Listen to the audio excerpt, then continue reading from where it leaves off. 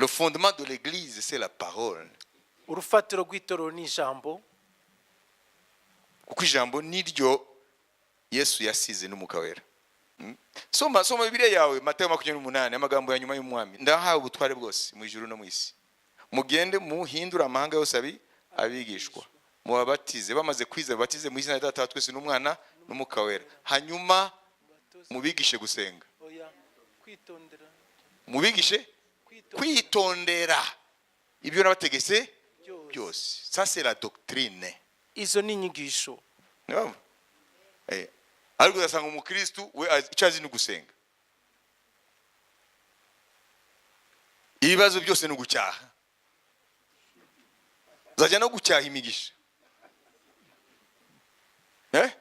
Yaza kure umushumba we 40 jours, iminsi 40. Ati se ko bitavuye mu nzira. Ntabwo wasenze neza.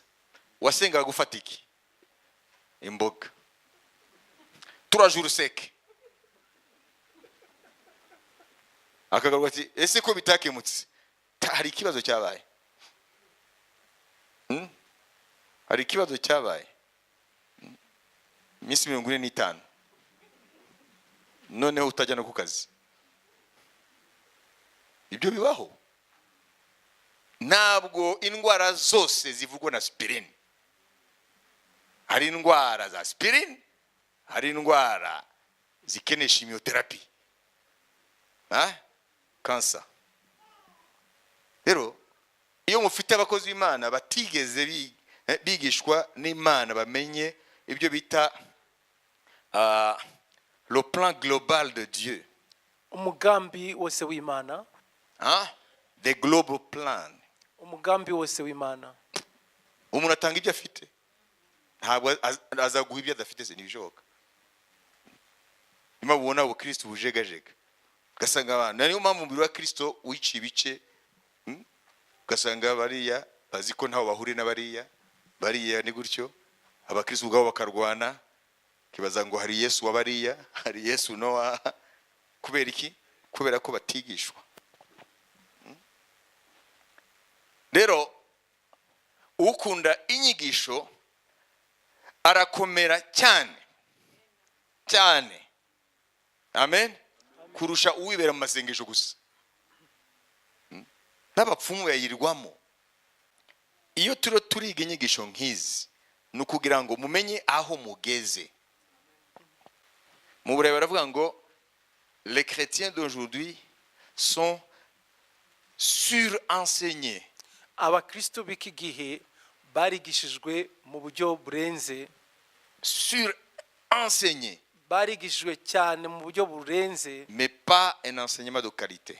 Ariko inyigisho bahawe ntabwo ari iz'umwimerere, si nziza. C'est un mélange de tout. N'uruvange rw'ibintu byinshi. Paulo yabwiye Timoteyo, ibyo unyumvanye ubishikiriza abagabo bo kwizerwa, nawe bashikiriza abandi, ngo zirikana uwabyumvanye aho wabikuye. Donc il voulait qu'il garde l'intégrité ou l'intégralité de la parole de Dieu. Yashaka ko agumana umwimerere w'ijambo yakiriye. Amen. Connaître notre identité en Christ kumenya abo turi mu mwami nous communique biduha la confiance to be confident. Bituremamo La gushiramanga confiance à plusieurs dimensions. Ibyo bikaba bifite inzego zinyuranye mu buryo bwinshi. Cette confiance a plusieurs dimensions. Umuntu adafite confidence uramubona niyo agenda. Ntazi ko ni ahajya ari muragereyo. Iyo abantu bari ku rugamba barurwana kuko bafite confidence yuko bazatsinda. Iyo abantu bagiye ku rugamba bamaze kumenya ko bari bararuhira ubusa, nubwo bagira ibitwaro birusha iby'abanzi bazatsindwa. Mubanze mwandike ibyo. Write down. Intambwe ya mbere yo kunesha urugamba nukugira confidence cyangwa confiance cyangwa ntabwo ari ubushizi bw'amanga, kuko ubushizi bw'amanga ni audace, ni boldness. Confidence sinzi ibyo ari byo. guhagarara wizeye neza ibyo uri urakora ko ari byo, sibyo? Iyo ugiye umuntu icyizere, kwigirira icyizere, seza kumenya, urakoze, kumenya icyo turi cyo mu mwami bitubakamo icyizere. Iyo umuntu agiye gukora ikintu afite icyizere urabibona, n'umuntu agiye atazi yuko biri bucemo nawe urabibona. Ageze n'imbere y'umuryango aho agiye gusaba arasitara.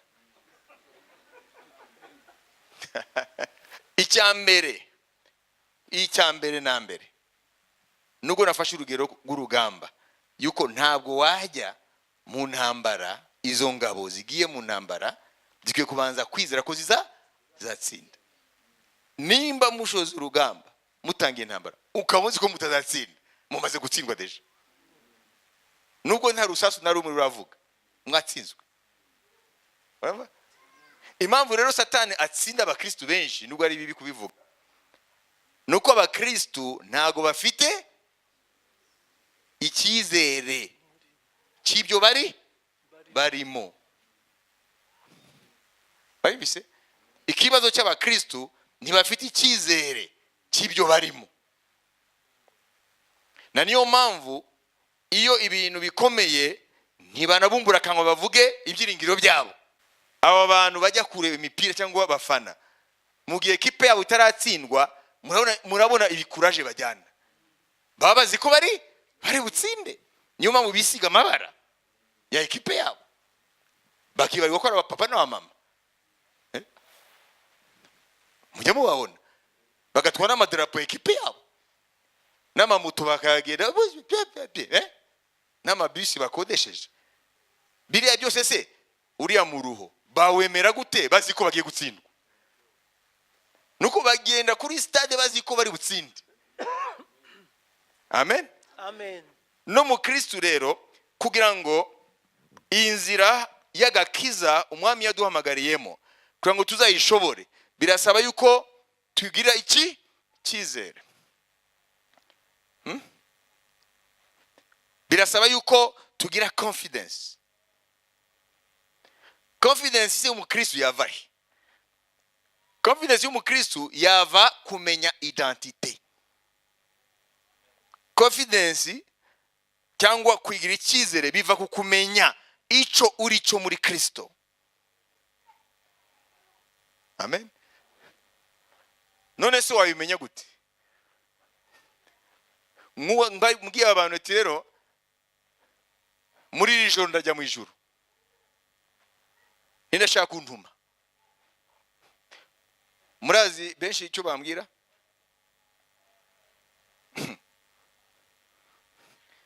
Nuko bamwe bavuga ati umumbarize kubera iki bya binaseranya bitinze.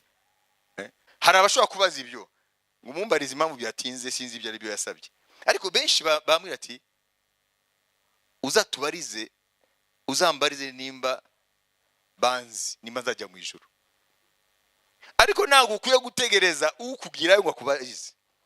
Hari ibyo Imana yashizeho hano byaguhamiriza ko mu ijuru bakuzi. Imana ihabwa icyubahiro. Iyo dusomye Luka 10, ubwo turagenda systematiquement, ndagenda mvuga nyuma mugasoma.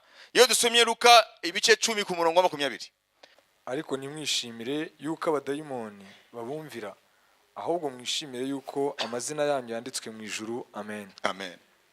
Urumva?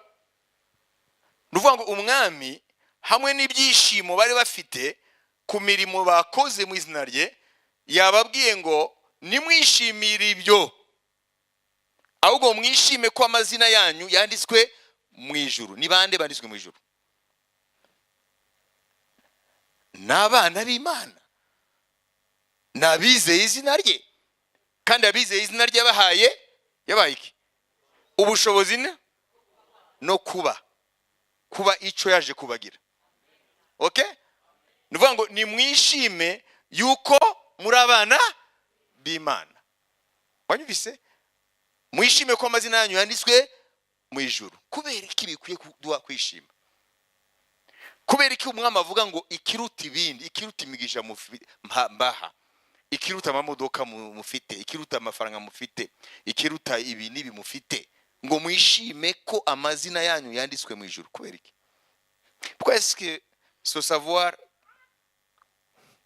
connu au ciel devrait être le sujet le plus heureux pour toi? kubera iki uko kwijuru rikumenya rikuzi byakubera impamvu y'ibyishimo kuri wowe? Birimo amagambo menshi. Nuko iyo umaze kumenywa mu ijuru bakakwakira nk'umwana w'Imana, ikavuga ati uriya ni umwana wanjye, hari igikondo, umuhanda uyu n'uyu, inzu iyi n'iyi, inimero izi n'izi, hari umwana wanjye. Ni ibintu bikomeye cyane, ni ibintu bikomeye, ni ibintu bikomeye. Amen. Kuba umwana w'Imana tubisobanukiwe ibyo ari byo ni ikintu gihambaye. Icyo nicyo kituremamo confidence, nicyo kituremamo icyo cyizere muri twe. Icyambere, kumenya icyo uri cyo mu mwami bifite kuturemamo kwizera, kugira icyizere muri wowe. Ariko icyo cyizere ukamenya icyo kiguhesha. Icyambere, uretse ibindi hano mu isi, ngo confidence, icyo cyizere kiduhesha kubaho tudatinya urubanza. Ukabuzi yuko wowe nta rubanza rugutegereje. Kasome vuba Yohana, urwandiko rwa mbere rwa Yohana.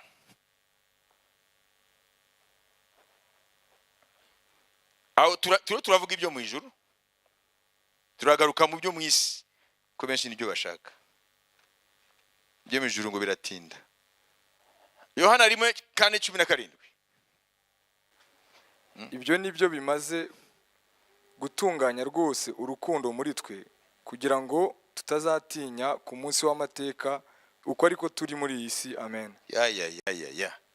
Pego uyu mugabo. Tel il est. Tel il est. Uko ari. Ça veut dire Jésus. Tel il est. Nuvango Yesu uko ari, tel nous sommes aussi dans le monde. niko turi natwe mu isi. Mubyumva? Hariya mu Kinyarwanda ntabwo ari byo. Nuvango uko Yesu ari, ngo niko natwe turi muri iyi si. None Yesu ari gute? Tel il est. Uko ari, Pas tel il était. ntabwo ari uko yarari. Tel il est aujourd'hui. Uko ari uyu munsi wa none, Tel nous sommes dans ce monde. uko niko turi muri iyi si. Nuvango nitumenya identité dufite mu mwami, tumenya confidence dufite. Kuko ntabwo Yesu yagendaga nk'umuntu ahuzagurika, ntabwo yagendaga nk'utazi aho ajya, ntabwo yakoraga ibintu azi ko bidakunda.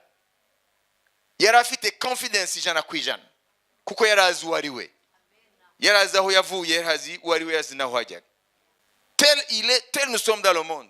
Uko ari niko turi mu isi. None bagahita bavuga ngo ibyo bituremamo confidence, bituremamo icyizere cy'uko tutazatsindwa ku munsi w'amateka. Ça veut dire la confiance Icyo cyizere nous libère de la crainte du jugement. kutubatura ku bwoba bw'urubanza. Parce que la crainte suppose le jugement. Kubera ko ubwoba bumenyekanisha urubanza.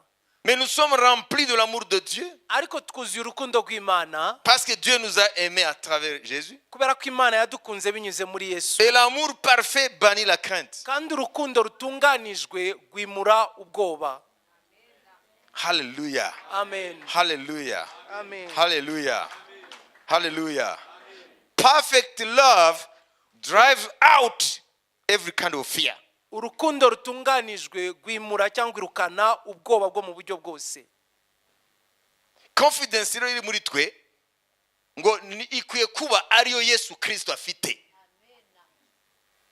Icyambere rero niki kumenya ico turi cyo mu mwami bituremamo confidence. Bituremamo icyizere. D'abord icyizere cyuko twebwe ntago turi mu bantu bazakirwa urubanza. Icyo cyo ikintu gihambaye. Imana ihabwa icyubahiro. Kubera iki abantu batinya gupfa, batinya urubanza? Wabizi? Kuko ubwoba buba bukumenyekesha ko hari urubanza. Ariko iyo wuzuye wowe confidence mu Mana kubera icyo yakugize muri Kristo bikubatura ubwoba bw'urubanza. Ubu rero Yohana 1:17 babitubwiye ngo uko ari niko turi. Kandi ibyo biduha confidence, biduha cyizere ko nta rubanza ruzadutsinda. Ko mu bategereje n'urubanza rw'abanyabyaha twe nago turimo.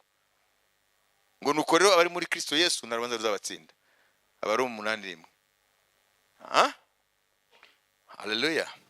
Donc connaître notre identité en Christ icyo turi cyo muri Kristo crée en nous une telle confiance birema muri twe icyizere cyo muri ubwo buryo de sorte que la crainte de jugement ku buryo ubwoba bw'urubanza n'a plus de place en nous. nta mwanya buba bugifite muri twe. Toni cyambere. Icya kabiri. Notre identité en Christ icyo turi cyo muri Kristo nous donne la confiance biduha icyizere dans nos prières. mu masengesho yacu. Ça veut dire nous prions avec la certitude que Dieu va exaucer. Dusenga dufite kudashidikanya ko Imana iri busubize. Dusenga n'icyizere ko Imana itwumva kandi kuri busubize. Amen. Imana yabwa icyubahiro. 1 Jean 5 iki nicyo 14-15. kandi iki nicyo kidutera gutinyuka imbere ye. Urumva igidutera gutinyuka kuvuga ngo kujya imbere y'Imana udatinya. Bamwe bajya imbere y'Imana badatinya kuko ni impumyi ntago bazi ko Imana ibarora. Wabibise kuko ntago bazi Imana basenga ko ari n'umuriro uko kongora. Ariko ku muntu amaze kumenya Imana akamenya Imana iyo ariyo akamero kayo noneho akaba adafite ubusabane nayo akaba ari mu buzima buhabanya n'ijambo ry'Imana, uwo muntu ntabwo atinyuka kujya imbere yayo. Wabibise? Amen. Niyo mpamvu wahamagara abantu bafite abadayimoni ugahamagara abantu ngo muze munamike y'ibiganza uzareba benshi batangira kuvuga ngo kazi barabahamagaye. Kuko bazatinya ko bibabaho bya bindi byashikiye babana abandi basikewe. Babuzikiza abantu nkabo. Icyizere muri bo ko imitima nama yabo ibabwira ko badatunganye imbere y'Imana. Icyatuma rujya imbere y'Imana uzi ko wemewe 100% nuko waramaze gusobanukirwa identite yawe. None identite yawe ikaguha rero icyizere confidence yuko amasengesho yawe Imana yumva. Amen. Ariko dusomere twumve hari. Kandi iki nicyo kidutera gutinyuka imbere ye nuko atwumva iyo dusabye ikintu nkuko ashaka. Turaza kujya ku murongo ukurikira nyuma. Icyambere niki gutinyura ko kujya imbere y'Imana. Uyu munsi abantu bakinisha Imana ko ntibazi Imana. En fait ntabwo ari Imana bakinisha.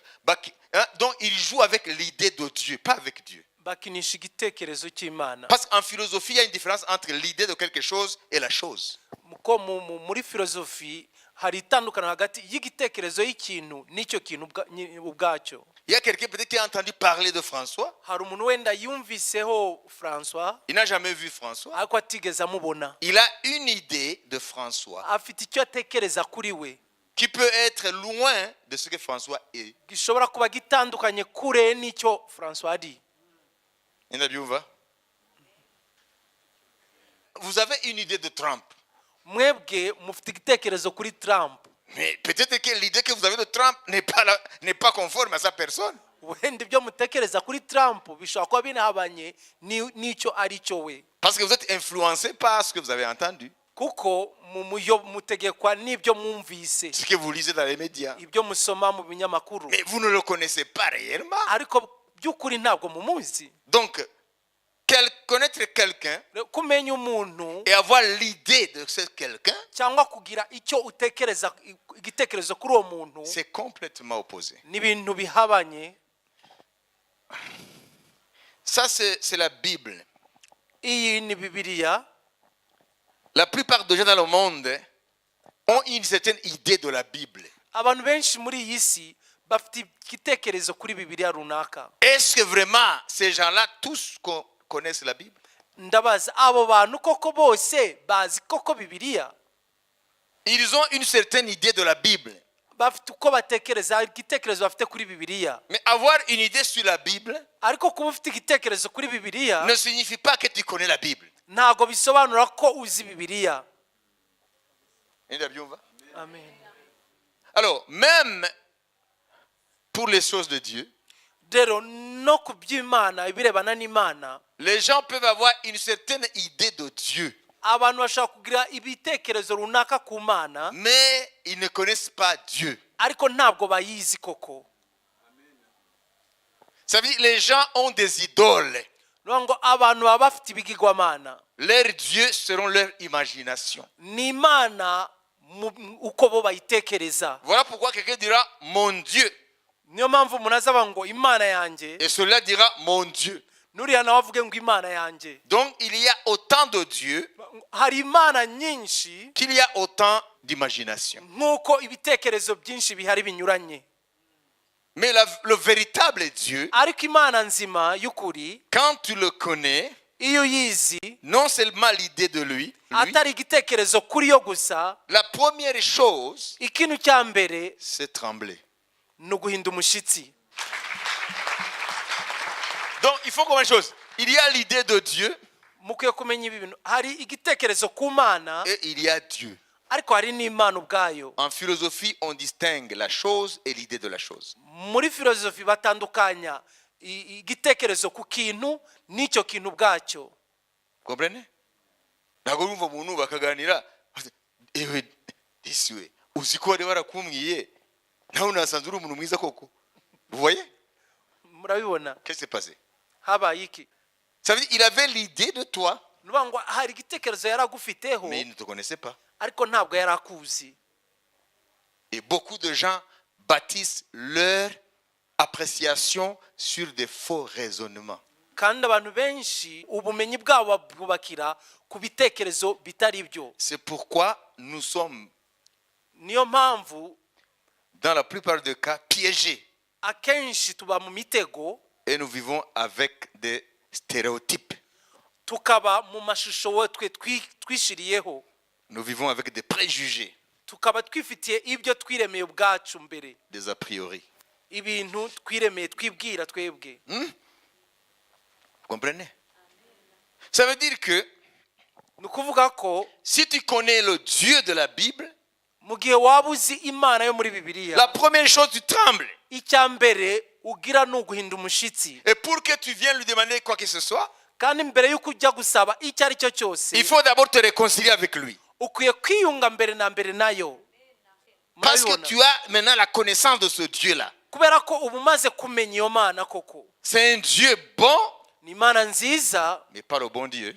ntabwo ari Je l'avais dit la différence. ya Mana bita bon Dieu. Ah, c'est un Dieu bon, Ni Imana nziza un Dieu d'amour, y'urukundo, de miséricorde, y'imbabazi, de compassion, y'impuhwe, mais c'est un Dieu de justice ariko ni n'Imana ikiranuka, qui ne tolère pas le péché. itihanganira icyaha. Vous voyez? Murabibona? Toi, tu peux te faire l'idée d'un Dieu de grâce. Wowe ushobora kuba wifitiye icyo gitekerezo ko ari Imana y'ubuntu. Tout le monde ira au ciel. Abantu bose bazajya mu ijuru. Un Dieu de grâce. Ni Imana y'ubuntu. Le bon Dieu. Imana y'ubuntu. C'est ça ton Dieu. Iyo ikaba ariyo Mana yawe. Ta connaissance de lui s'arrête là. Kuyimenya kwayo wowe bigarukira aho ngaho. Celui-là, il aura l'idée d'un Dieu de courroux. uriya akagira igitekerezo cy'imana De courroux de colère. y'umujinya y'uburakari. Il ne connaît pas le Dieu de grâce. Ntabwo azi imana y'ubuntu. C'est son Dieu. Iyo ikaba ariyo mana ye. Lui, il passera sa vie à faire des bêtises. Uyu azamara ubuzima bwe akora amafuti Ça, c'est un Dieu de grâce. kuko ni imana y'ubuntu. Et celui-là, Uriya nawe il passera sa vie azamara ubuzima bwe à trembler dans ses culottes. ahinda umujizi atitira mu makabutura ye. Et sa prière s'arrêtera à cette formule. Kandi isengesho rye rizagarukira muri aya magambo. Databuja. Databuja. Babarira. Databuja. Ngira imbabazi. Databuja. Ngira imbabazi kugeza ku munsi wo gupfa. Parce que lui, il ne connaît que le Dieu de colère. Kuko we icyo azi ni imana y'umujinya Donc y'uburakari. les gens ont autant de Dieu qu'il y a autant de conceptions, de pensées, d'imagination. Rero abantu bafite imana nyinshi zihwanye n'ibitekerezo bayifiteho. Niyo mpamvu iyo uganya n'umuntu akavuga ngo imana yanjye uzabaza umubaze ngo niyihe mana. Définis-moi d'abord ton Dieu. Banza unsobanurire imana yawe iyo ari yo. Uzumirwa. Uzasanga iyo mana mwari muravugana ntabwo ari yavuga.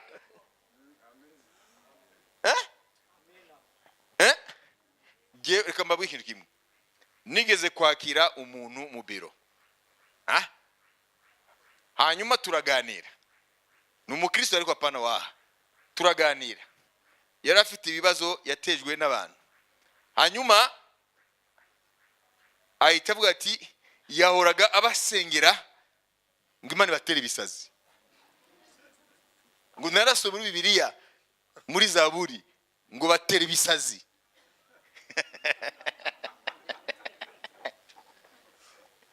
Ariko twavanye avuga ati Imana ishimwe kubera yuko nahumutse nasingaga nabi.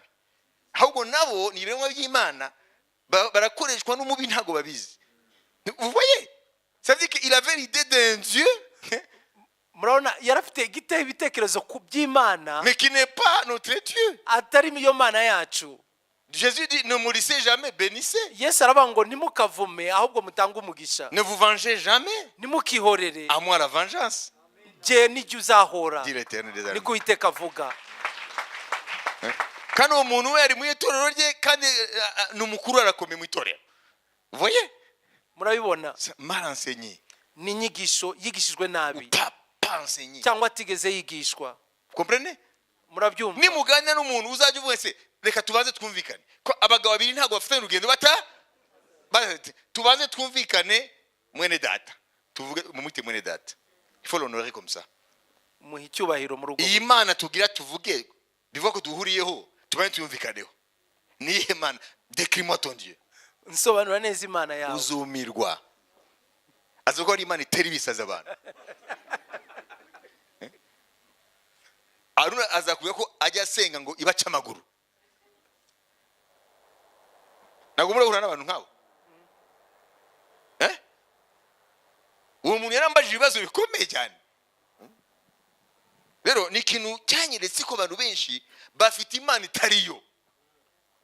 Kandi ntabwo babizi ko atari Imana. Imana y'umupfumu niyo mana yawe. N'umupfumu afitiye. Uriya muntu ashaka kungira nabi kundimbura n'umuryango wanjye. Ubona ko bizakunda. Aza gusika umupfumu ati izera Imana. Ati burya Nyagasani niwe ashobora byose. Mu gitondo nategereje kuja mu Nyagasani. Aho narindi nategereje Nyagasani. Kubera iki yaje Nyagasani? Yajemo kubera ko umwami w'u Rwanda bamwitaga Nyagasani. Na Nebukadinezari bamwitaga Nyagasani mu Kinyarwanda. Noneho natwe rero abakristo n'Imana twayita Nyagasani. Ntabwo la différence. Oui. Iyo Nyagasani rero yaje avuga ko se ko abasaza bacu bakura mbere umwami bamwita ngo Nyagasani n'Imana nayo bakita Nyagasani. None se hari Nyagasani wa mbere n'uwa kabiri? Oui. Ça veut dire que dans les empires païens ou les royaumes païens, nuba ngo muri buriya bwami bw'abapagani pas ici, bw'abapagani je dis tous les royaumes de la terre là qui ne vous pas dit. ndavuga ubwami bwose muri rusange bwo ku Ok? isi Sauf Israël, uretse isirayeli à qui Dieu s'est révélé. yo imana yarayihishuriye Mais tous les peuples de toutes, sur la surface de la terre, ariko andi mashanga yose ku isi yose ils avaient des rois. bari bafite yarafite abami Et ces rois abo bami rero étaient vus comme des dieux. bafatwaga cyangwa barebwaga nk'imana Les Césars étaient pris comme des dieux. bakayizari bafatwaga nk'imana. Vous comprenez? Hein? Nani wa Paulo bashatse kubatura ngo Imana zatumanukiye zambaye umubiri. Parce qu'ils sont habitués, les rois étaient élevés au rang de divinité. Bari baramenyereye ko abami bari barazamwe ku rwego rw'imana. Niyo mpamvu rero umwami bamwitaga Nyagasani. Ariko rero tumaze kumenya Imana, tumenya ko Imana ifite umwihariko. Imana ihabwa icyubahiro. Amen. Bibiri ivuga ngo Yesu Kristo umwami utwara abami bose. Nzajya imbere y'Imana mvuga Nyagasani. Kandi sokuru wanjye nawe umwami yamwitaga Nyagasani. Non, ça c'est pas vrai. Genza gumana ijambo rivuga Imana. Kubera iki batavuga ngo mana. Bagita abanyagasani. Iyo bati mana. Kandi yose rero ni mana kwirabizi ko jewe naweza Nyagasani zindi. Ni amana y'imijuru n'isi. Amen. Hanyuma iyo bisunitswe n'umuka bindi kabati mana kugira ngo bimeruke iyo irazi ko ari Imana nzima nsenga. Ngavuga ni se umwami wacu Yesu Kristo. Nazo Nyagasani ntwamenye ibyo ari byo. Muramuzi ko bamusinga bitwa abanyagasani. Nyagasani wampaye inka. Ni Nyagasani. Ni Imana nayo kaza kwita Nyagasani. C'est problème. C'est problème. Mwarabitekereje.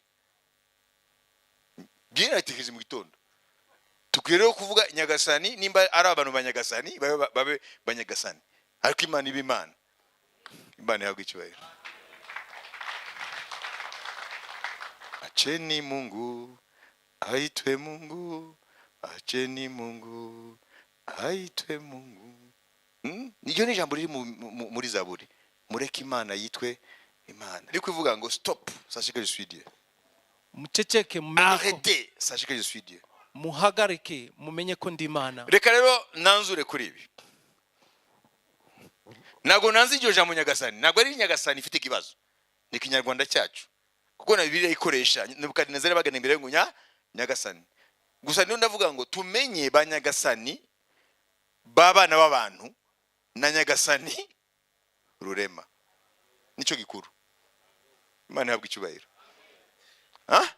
Ntugende wanga Ikinyarwanda, we gusumenye ngo hari ba Nyagasani bisi na Nyagasani wo mu ijuru. Uzajya umenya kubitandukanya mu mutwe wawe. Imana ishimwe. Hallelujah. Paulo aravuga ngo nimba mu isi hari ibyitwa Imana. Ku Paulo arivuga ngo mu isi hari ibyitwa ngo Imana. Ngo ariko kuri twe bamenye ukuri hari Imana imwe rukumbi. Ntiyumva se? Hari ibyitwa Imana. Ba Nebukadinezari bari Imana. Ba Sezari, ba Kayizari bari Imana. Hallelujah. Abikorinto ba mbere 8. Umurongo wa 4 tugeze ku murongo wa 6. Umviriza uko Bibiliya tubwira twebwe Imana. Nuko rero ibyerekeye kurya ibyaterekerejwe ibishushanyo bisengwa tuzi yuko igishushanyo ari ntacyo ari cyo mu isi. Igishushanyo ubwo ni bya bigwamana bakora. Kandi yuko ari nta mana yindi iriho kiretse imwe. Nubwo hariho ibindi byitwa Imana. Nubwo hariho ibindi byitwa Imana. Reka dusubiremo. Nubwo hariho ibindi. Nimba ko Bibiliya yemera ko hariho ibyitwa Imana. Kandi nimba byitwa Imana kuvuga ngo banyirabyo barabiramya bakanabitura. Hari n'ababituraga abana b'imfura. Bakabatanga nk'igitambo. Nimba utabizi. Ari ibyo mu ijuru cyangwa ibyo mu isi. nk'uko hariho imana nyinshi n'abami benshi. Amen. hari imana nyinshi n'aba komeza. Ariko kuri twe hariho imana Kuri imwe. twe ni bande? Abizera N'abaviriwe n'umucyo wo kumenya Yesu, imana y'ukuri, ariyo data wa twese, ikomokwamo na byose, ariyo natwe dukesha byose, kandi hariho umwami umwe, ari we Yesu Kristo, ubeshaho byose, natwe akatubeshaho. Amen. makofi kwa Bwana, makofi kwa Bwana. Aya magambo arahambaye. Amen. Nuvuga ngo Paul pose l'évidence Paulo ashiraho igihamya que il y a des dieux ko hariyo imana nyinshi mais qui ne sont pas en réalité par essence des dieux. ariko ubwazo zitari imana by'ukuri. Donc ce sont les dieux créés par l'imagination humaine. Ni imana rero zaremwe n'ibitekerezo by'abantu, Mais ce ne sont pas des dieux. ariko ntabwo ari imana by'ukuri. Imbere yo kuganira n'umuntu rero ku mana, muzajye mwumvikane ku yo mana muri muravuga, kuko ushobora kuba muvuga imana ariko mu bwenge bwe, mu bitekerezo bye ni yindi atari yayinduzi. Wanyumvise? Abantu benshi rero niyo mpamvu nashaka kubahugura, nimugenda guhamya mu miryango yanyu, mu nshuti cyangwa ahandi, nimuzaze gusa mugarukira ku ijambo imana. Le concept est Dieu, de Dieu. Iryo jambo cyangwa icyo gitekerezo imana, Le substantif Dieu, iryo jambo imana c'est un nom générique. ni ijambo rikoreshwa mu buryo rusange, C'est général. ni mu buryo rusange, C'est non défini. nta busobanuro bwihariye. Il faut qu'il y ait une bufite. définition. Hakwiye ko hiyongeraho ubundi busobanuro Na niyo bwihariye. mpamvu nugendana isi yose ijambo imana bose muzahuza, ariko genda wabwire Yesu uzareba. Bamwe bahisha Yesu ntibatotezwe, kubera ko nuvuga imana ku muntu wese aravuga yego. Niyo Paulo avuga ngo abanzi b'umusaraba, amen, ngo banga kuvuga abawumenya ariko ntibawuvuge, bagenduka abanzi bawo kugira ngo ntibikururire ibyago. Yesu yavuzwe ibintu birasobanuka. Imana ni ziri kwinshi, ariko iyo ushizemo Yesu, imana nyamana iragaragara. Niyo mpamvu ntabwo ukwiye kurangizana n'umuntu muvuga imana gusa. Iyo mana iri kwinshi. Bayali ni imana kubayisenga, Ashera ni imana kubayisenga, n'izindi imana nyinshi. Hari n'imana y'abanyabwenge, le Dieu de l'humanisme. Imana y'abanyabwenge cyangwa y'abantu, Le Dieu de la science. y'ubwenge bw'iki gihe. Il y a plusieurs dieux, dit l'apôtre Paul. Hari imana nyinshi zo mu buryo bwinshi, niko intumwa Néanmoins, Paulo pour ivuga. nous qui avons la connaissance de la vérité, Ariko twebwe twamenye ukuri, il n'y a qu'un seul Dieu, imana ni imwe yonyine, de qui viennent toutes choses, ikomokaho ibintu byose et par qui sont toutes choses. kandi ibeshaho byose. Un seul Seigneur, Umwami umwe, Jésus-Christ, Yesu Kristo, médiateur umuhuza entre Dieu et les hommes. hagati y'imana n'abantu. Voilà la vérité. Uko niko kuri. Satani arabizi. Na shetani Biblia inamwita Mungu wa nyakati hii. Na shetani Biblia imwita ngo ni imana y'iki gihe. Le Dieu de ce siècle Imana y'iki gihe a aveuglé les hommes. yahumye abantu. La Bible appelle Satan le Dieu de ce siècle Biblia yita Satani imana y'iki gihe avec un petit d. n'akanyuguti gato ka Le D. Dieu de ce siècle. Ni imana y'iki gihe. Donc il y a plusieurs dieux. Rero hari imana zo mu buryo bwinshi. Toi aussi tu peux te créer ton Dieu. Nawe ushobora kwiremera imana Tu yawe, peux imaginer un Dieu pour toi. ukitekereza imana kuri wewe, Un Dieu selon tes convenances. imana ihwanye n'uko ushaka. Tu peux créer un Dieu. Wakwiremera mu bitekerezo byawe imana Comme je l'ai yawe. dit pour terminer, Nk'uko nabivuze kugira ngo il y a une ndangize, différence entre la chose et l'idée de la chose. hari itandukaniro hagati y'ikintu n'igitekerezo kuri icyo kintu. Tu peux avoir l'idée de Dieu, mais tu n'es pas le vrai Dieu. Ubasha kugira igitekerezo ku mana ariko utazi imana y'ukuri. Qu'est-ce qui te dira que tu as un vrai Dieu? niki kizakubwira ko ufite imana nzima? C'est la révélation de la parole de ce Dieu. nishirwa ugira ku ijambo ry'iyo mana, Parce que Dieu s'est fait connaître kubera ko imana yari imenyekanishije par le moyen de Jésus-Christ. binyuze muri Yesu. Et en dehors de Jésus, hanze ya Yesu rero c'est un Dieu selon ton imagination. ni imana y'ibitekerezo byawe.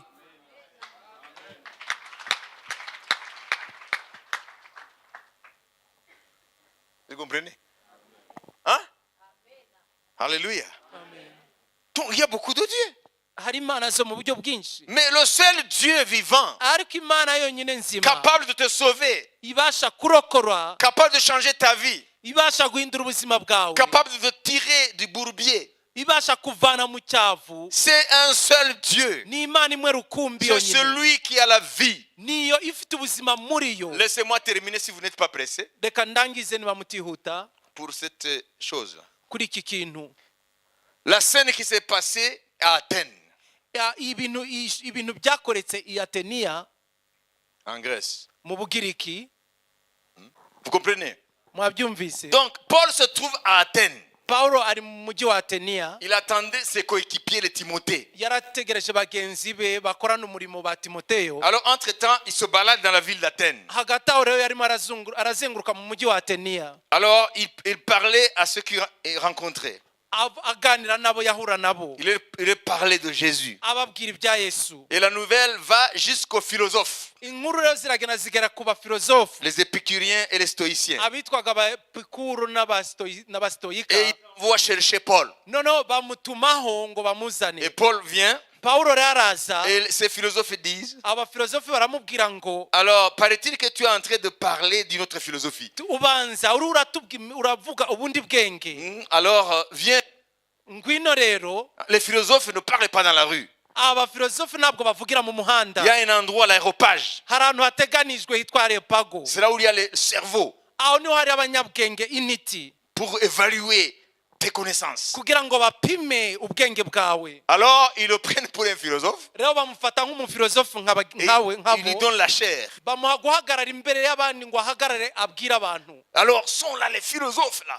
abanyabwenge n'intiti bari aho ngaho rero. Alors, ils commencent à leur parler de l'évangile. atangira rero kubabwira ubutumwa bwiza. Jusque-là, non, ils commencent d'abord par des choses simples. atera rero ku bintu bisanzwe Je byoroheje. vais terminer. ndenda kurangiza. Il commence par dire, atangira kubabwira ngo en visitant votre ville, ndimo ndazenguruka umujyi wanyu, je vous ai trouvé extrêmement religieux. nababonye muri abanyedini cyane, Vous avez beaucoup de dieux. mufite imana zo mu Non, buryo il ne les bwinshi. critique pas. ntabwo yariho Ah, ils sont fiers de ce qu'il a vu. bari bafite ishema ry'ibyo yabonye, Parce qu'ils ont un nombre important de divinités. kuko bafite imana nyinshi, umubare mwinshi w'imana. Ah, c'est leur fierté. na ishema ryabo, Alors qu'ils sont philosophes. Hein. kandi ari abanyabwenge. Et il dit, mais j'ai vu un autre hôtel à un Dieu inconnu. aravuga ngo nabonye ikindi gicaniro cyanditseho ngo imana itazwi. C'est écrit, cet hôtel c'est pour un Dieu inconnu. icyo gicaniro ni icy'imana itazwi. Alors j'ai vu tous les hôtels avec le nom de vos dieux. rero nabonye ibicaniro byose n'imana zanyu, Hein, Zeus iyitwa Zeus et les autres. n'izindi, Mais vous avez aussi construit un hôtel. ariko mwubatse n'ikindi Un autre. gicaniro, Et vous avez écrit à un Dieu inconnu. mucyandikaho ngo iki rero ni icy'imana itazwi. C'est ce Dieu inconnu que je viens vous parler. iyo mana rero itazwi niyo naje kubabwira. Je viens vous parler de ce Dieu inconnu. je kubabwira iyo mana itazwi. Alors ils ont ouvert grand les oreilles. rero bafungura amatwi yabo Et cyane. il a commencé par ahera rero le Dieu qui a créé le ciel imana yaremye ijuru et la terre, n'isi, qui vous donne les saisons ibaha ibihe by'imvura pour avoir les récoltes, kugira ngo musarure, qui remplit vos cœurs de joie. ikuzuza imitima yanyu ibyishimo. Jusque-là, ça va. kugeza aho ni byiza. Il est en train de leur parler d'un Dieu naturaliste. ayo yari ababwira imana y'ibintu yaremye, y'ibintu by'ibyaremwe, Ah? sibyo? Alors pour eux, dans leur cerveau, mu bitekerezo byabo rero kuri bo, chacun croyait que c'est son Dieu qu'il est en train d'élever. buri umwe wese yibwiraga ko ari imana ye arimo aravuga, Parce qu'il y avait la compétition des dieux. kubera ko hari guhangana kw'imana. Jusque-là, il n'est pas entré dans le vif du sujet. kugeza aho ntabwo arinjira mu buryo bwimbitse y'ibyo ari aravuga. Ah, chacun dit, ah, c'est mon Dieu là. buri umwe wese yavuga ngo rero aravuga imana yanjye. Parce que Zeus était le Dieu des dieux par exemple. kubera ko Zeus yari imana isumba imana zose, C'est lui qui a créé l'ordre cosmique. niyo yaremye isanzure, Et il y avait d'autres dieux. hari n'izindi mana. Rero Il dit, aravuga ngo ne pensez pas que ce Dieu nimutekereze ko iyo mana est semblable à de la pierre ou du bois. isa n'ibuye cyangwa igiti. Là, ils ouvrent les yeux. Aho rero bakanura amaso, La colère commence à monter. umujinya utangira kuzamuka muri bo. Ce Dieu dont je vous parle, Iyo mana ndimo kubabwira, c'est en lui ni muri yo que nous avons le mouvement, l'être et la vie. dufite ubugingo no kugendagenda. Là, no kubaho. alors, ils touchent le fondement de leur philosophie. Aho rero akora ku rufatiro rw'ubwenge bwabo, Parce que la plupart étaient des disciples de Socrate kubera ko abenshi barabigishwa Platon. witwa Socrate na Platon, ou Aristote, cyangwa witwa Aristote, Épicure, cyangwa witwa Epikuri, hein, ou même Épictète. n'abandi bitwa uko nguko. Alors, Hanyuma dans leur tête, mu bitekerezo byabo ils viennent de commettre un sacrilège. abakozi b'ikintu kizira, Parce que dans leur philosophie, kubera ko mu bwenge bwabo il n'y a pas un Dieu personnel en dehors de la matière. nta mana iri hanze y'ibintu bifatika. Leur Dieu, c'est un Dieu immanent qui est dans la chose. Imana yabo ni imana iri mu bintu bifatika. Et lui amène un Dieu transcendant. No, we azanye imana iri hanze y'ibyo ngibyo. Alors, il est en train de briser le fondement de la philosophie des stoïciens, même des épicuriens. None arasenya ubwenge bw'abo ba stoïciens nabo ba Epikuri. Mais avant cela, Mbere y'ibyo rero, avant de les blesser, mbere y'uko abatsitaza, de les blesser positivement, yo kubatsitaza mu buryo bwiza, il leur a parlé ababwira ngo comme vos poètes, nk'uko umwe mu basizi comme banyu, vos poètes. nk'uko abasizi banyu, En fait, les poètes, c'était des philosophes. mu bisanzwe abasizi bari abanyabwenge. Il dit comme certains de vos poètes, Nk'uko bamwe mu basizi banyu, ça veut dire de vos philosophes, nuvuga ngo n'abafilosofu bo muri mwe, ils disent que nous sommes de sa race. bavuga ngo turabo mu bwoko bwayo. Ah, jusque-là, ils disaient, c'est vrai. Aho uravuga ngo nibyo, Parce qu'ils disaient qu'ils sont de la race de Dieu. kubera ko bivugaga ko ari abo mu bwoko bw'Imana. Celui qui construisait une ville, Uwubakaga umujyi alors il se disait fils de ce Dieu. yiyitaga rero umwana w'iyo mana, Et il dédicaçait la ville pour le Dieu là. noneho uwo mujyi akawegurira imana ye. Alors Paul, Pawulo rero quand il arrivait à cette révélation, ageze ku iryo yishurirwa, c'est en lui que nous avons le mouvement l'être et la ni vie. muri yo dufite kugendagenda no kubaho. Aristote dit qu'il n'y a pas de mouvement en dehors de la matière. Aristote avuga ngo nta kugendagenda nta bugingo hanze y'ibintu bifatika. Vous savez, tout est dans la matière. Nuvuga ngo byose biri muri ibi bintu bifatika. Et lui, il dit que le mouvement des choses se trouve en Dieu. Wakavuga ngo ibintu kugendagenda kwabyo biri hanze y'Imana. Alors, il blesse leur philosophie. Rero abatsitaje ubwenge bwabo, Alors là, il n'a pas eu beaucoup de résultats. aho ngaho rero ntacyo yagezeho kuri bo. Jusque-là, ils ont dit, Kugeza aho bavuga ngo écoutez, umva, ils disent à Paul, bo babwira Pawulo, écoute monsieur, umva wa mugabo we, quitte la chair. va tuva imbere, Nous t'attendons un autre jour. tuzatega amatwi ikindi gihe. Pourquoi? Kubera iki? Parce qu'il vient de saper le fondement de leur connaissance, de leur philosophie. Kubera ko arangije gukandagira urufatiro rw'ubwenge bwabo. Vous voyez? Murabibona? Parce qu'ils avaient leur Dieu dans l'imaginaire. Kuko bo bari bafite mu bitekerezo Imana mu buryo bwabo. Et lui, il leur montre le Dieu qui est différent de celui qui vit dans leurs pensées. We abagaragariza Imana inyuranye niyo bo bafite mu bitekerezo byabo.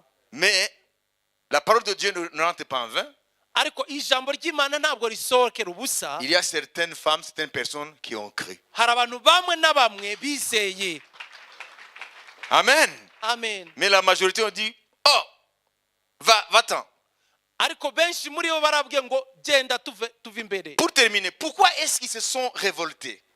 Kubera iki bigumuye? C'est parce que Ni ukubera ko ils ont cru accueillir un philosophe bibwiye ko bakiri umunyabwenge comme eux, nkabo, et après ils ont dit c'est un fanatique religieux. nyuma baba ngo uyu ngo ni umuntu Donc, w'umunyedini Donc il fait la propagande de son Dieu, Nuvuga ngo ariho aramamaza imana ye, la propagande de ses croyances, ariho aramamaza imyizerere ye, alors que la chair est destinée, hein, à quelque chose d'intellect. kandi kujya guhagarara hari imbere bigenewe abantu bafite ubwenge.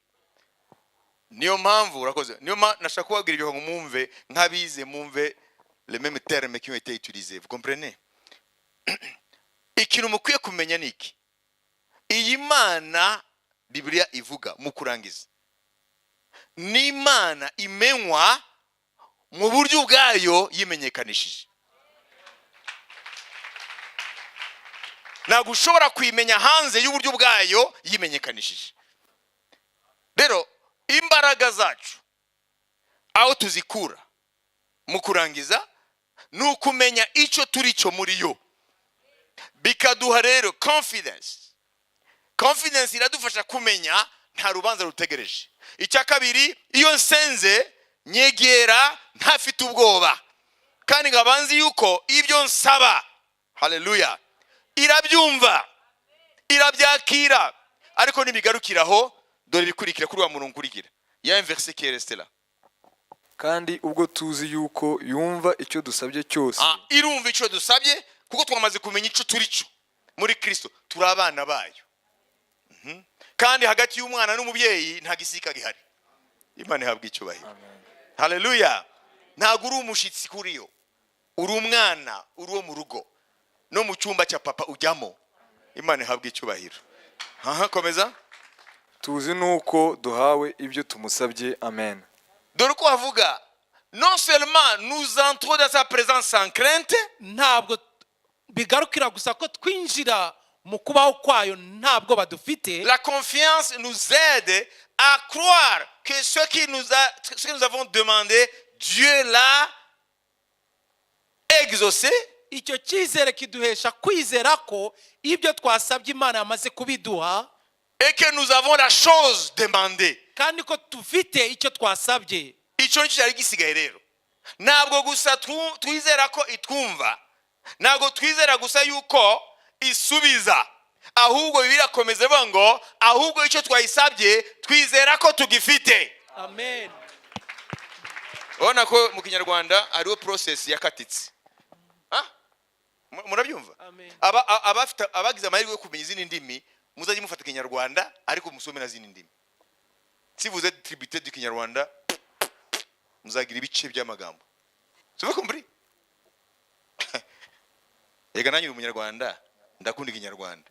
Nous avons auprès de lui cette assurance bushizi bw'amanga que si nous demandons quelque chose selon sa volonté, ko icyo dusabye cyose nk'uko ishaka il nous écoute. itwumva. C'est pas fini. Ntibirangiriraho. Et si nous savons qu'il nous écoute, kandi niba tuzi itwumva, il nous écoute. iratwumva.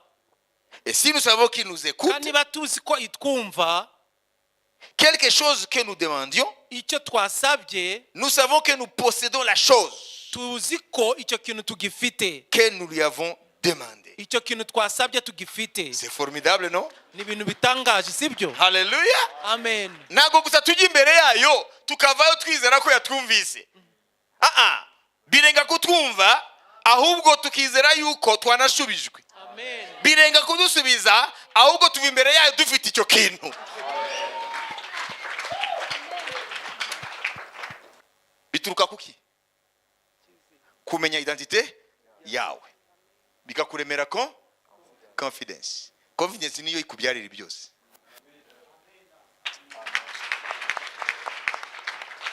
Très important. Haleluya.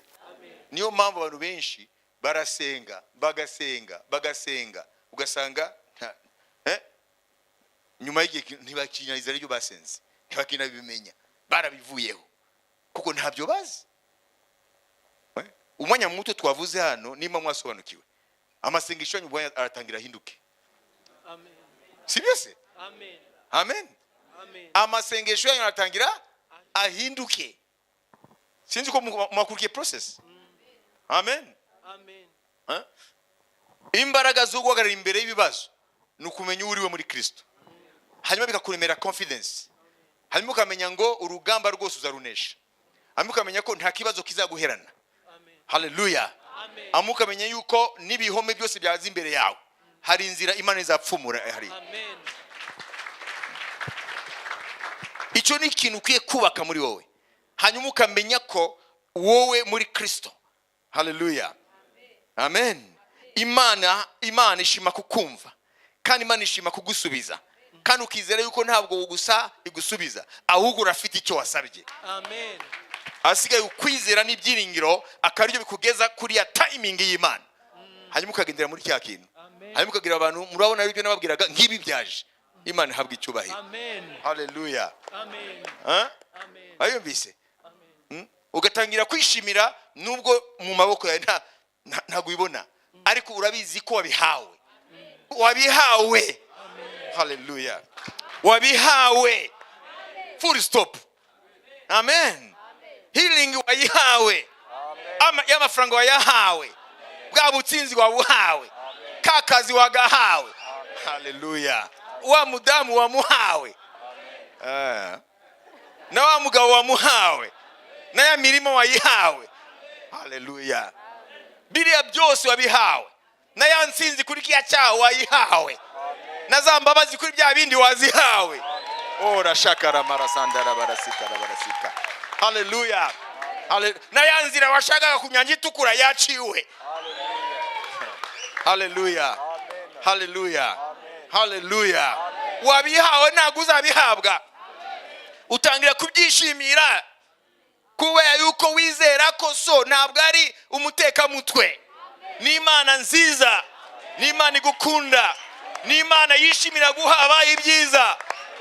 Mwebwe abana banyu babasabye umugati ntabwo mubabibuye, iyo abasabye ifi ntabwo mubaha inzoka. Ni gute so mu ijuru mwavuga ko yabima ibyiza? Wabihawe. Nashaka kurangiza bene mbabwira ngo iyo uvuga ngo narasenze ndizera ko Imana yanyumvise, it is not enough. Ntabwo bihagije. Ibyo nta mbaraga bifite, ibyo nta muntu byakanga, ibyo nta muntu byatuma umukundisha Imana yawe. Ariko ikintu cyatuma ukanga Satani n'abadayimoni be ni ukuvuga ngo icyo nasabye nagihawe. Ugatangira kuvuga nk'ugifite, ugatangira kugenda nk'ugifite, ugatangira gukora nk'ugifite. Ibyo nibyo bibuildinga muri wowe confidence.